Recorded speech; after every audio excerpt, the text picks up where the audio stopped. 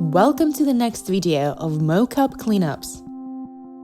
In the previous tutorials, we've talked about preparing character scenes and animations for production. Now, before we can move on to the cleanup itself, we need to discuss some basic terms and definitions.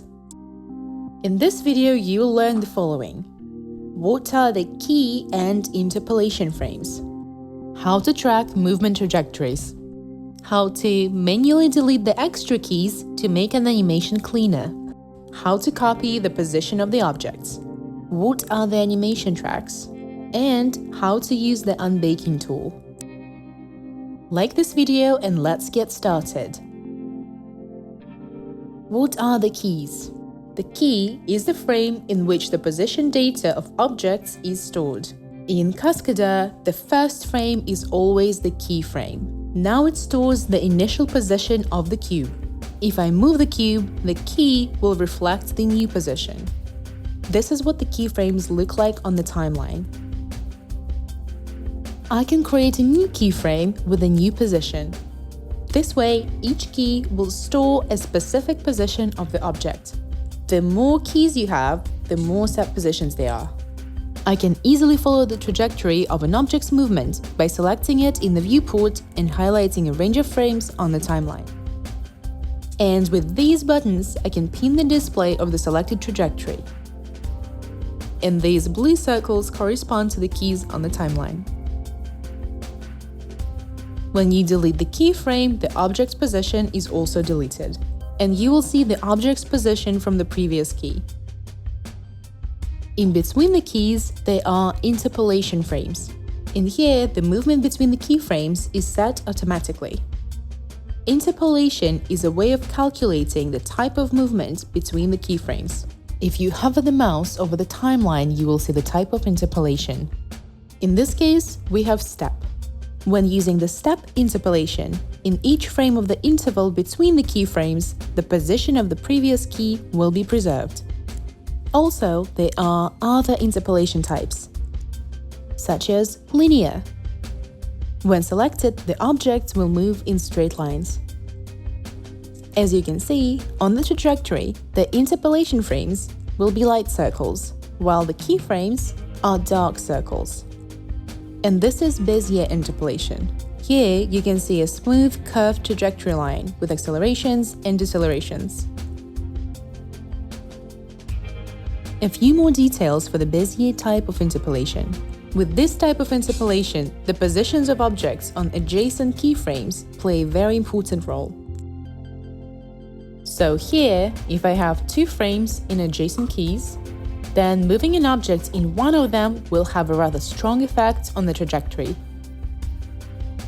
If I have three keys in a row, then the key in the middle will affect the trajectory between the two adjacent keys. And if I have 5 keys, then the middle key will not affect the interpolation interval at all. This happens because it's kind of isolated by the 2 other keys on the side. In mocap animations, all the frames are the keyframes. This is called baked animation. This helps keeping all the movement details. But in many mocaps, the object's position may shift slightly. This might make the animation look jerky. In this case, deleting unnecessary keyframes will help the animation get a lot smoother. The important part here is to correctly determine which keys are the key ones for the movement versus which ones create the extra noise. If you accidentally delete the wrong keys, you will lose the important information about the movement, which can change it dramatically. In Cascadeur, there is a tool for animation unbaking. But before we dive into it, I would like to get the basics down. Let's take a look at this example. In this case, I want to make sure that the cube always stays in the same spot, right until this moment when I want the cube to go up using the diagonal trajectory. When performing mocap cleanups, we deal with this task a lot, especially when it's about supporting limbs. So where do I start? I need to select the keyframes for initial positions of the movement. These ones. Now I delete all the frames in between these two. and I substitute them with interpolation. However, now I see that the cube is just slowly sliding down. This happens because the positions in adjacent keyframes are different. By the way, to quickly jump between the keyframes, use the hotkey Shift plus A or D on the keyboard. If you use A and D buttons without holding down Shift, then you'll move forwards and backwards between all the frames, not just the key ones. You can reverse this logic by pressing Invert Frame Indicator Hotkeys button. Now with Shift, I'll be moving through all the frames and through the keyframes without it.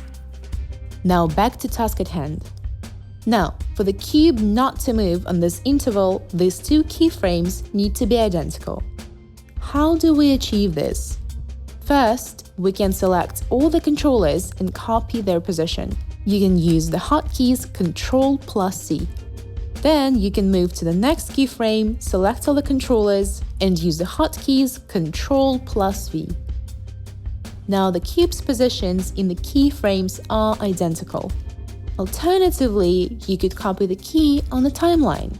To do this, hold down Shift and move the key to the new position.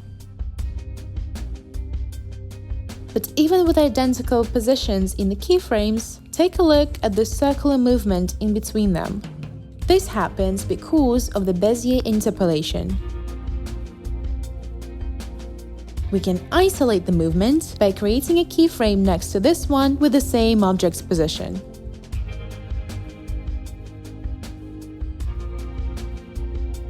Or you could select a different interpolation type. It's also worth mentioning the Bezier clamped interpolation. It's a type of Bezier interpolation which I could characterize as a softer option, and in this example it works great.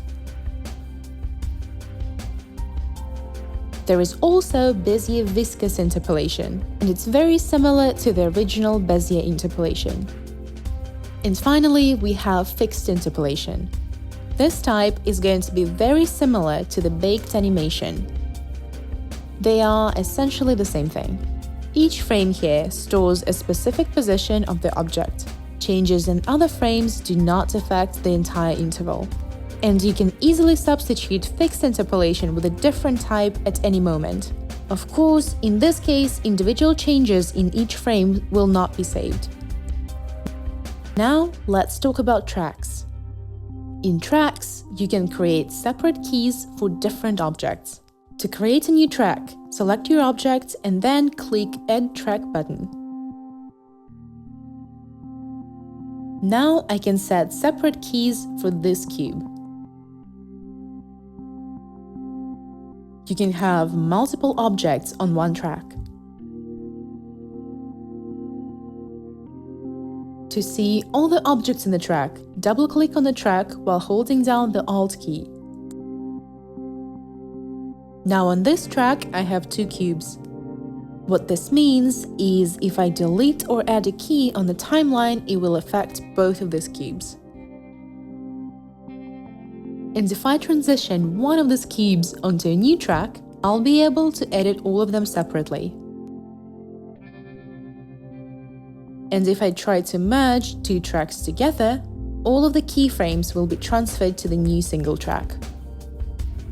You can also sort out your tracks. To create a hierarchy, add one track into the other. When you collapse such a folder, all the frames that are different in different tracks will be highlighted in pink. Now, let's apply all these principles onto an actual character that I'm working on in this mocap animation. When creating a rig with the quick rigging tool, a set of tracks for different body parts will be created automatically. When cleaning the mocap, knowing how to use these different tracks will come in really handy. By the way, let's remove these markings from the timeline. I can manually clean up some of the keys. For example, I can see that the arm here is twisted. So what can I do? I need to find the track with this arm and to find the key before the arm is twisted. Then I'm looking for the next closest track where the arm is fine and not twisted. Now I will delete the frames between these two frames and remake them using interpolation. Just like this. And I also don't like how the hand is not falling on the supporting structure in here. I can fix the hand's position in one of the keys. Oh, this changed the trajectory in between quite a bit. This is because I changed the position in one of the adjacent surrounding keys, while also using the Bezier interpolation, just like in our cube example earlier. Now I will change the interpolation to Bezier clamped, and also I'll make sure that we have the same hand positioning in all of these keys. But for now, let's not go into too many details regarding the cleanup for this hand. We will have separate dedicated videos just for this. For now, I will undo the previous changes, and I want to tell you more about the Unbaking tool. Unbaking allows you to automatically delete some of the keys, but in a way that the animation stays as close to the original as possible.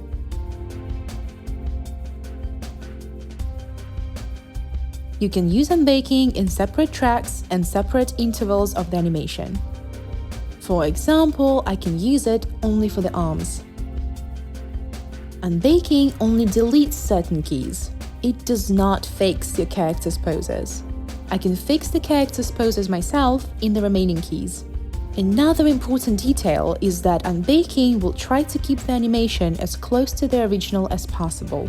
You can obviously adjust the level of detail. This is also going to be a separate, dedicated video. For now, the important part is, if you see big slip-ups in your animation, such as these arm twists, or if you need to majorly correct the pose, Unbaking is not the tool to use, since it will try to preserve this. But when you need to correct subtle shaking, using just the Unbaking tool might be enough to create a finished animation.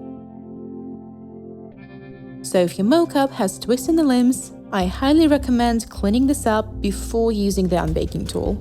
We will talk about it in more detail in the next video.